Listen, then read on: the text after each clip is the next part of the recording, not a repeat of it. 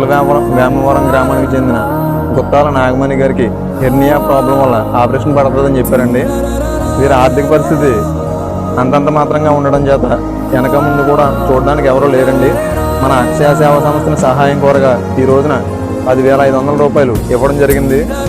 మమ్మల్ని ప్రోత్సహించి ఇంతలా ముందుకు నడిపిస్తున్నటువంటి అక్షయ సేవా సంస్థలందరికీ కూడా ప్రత్యేకంగా ధన్యవాదాలండి.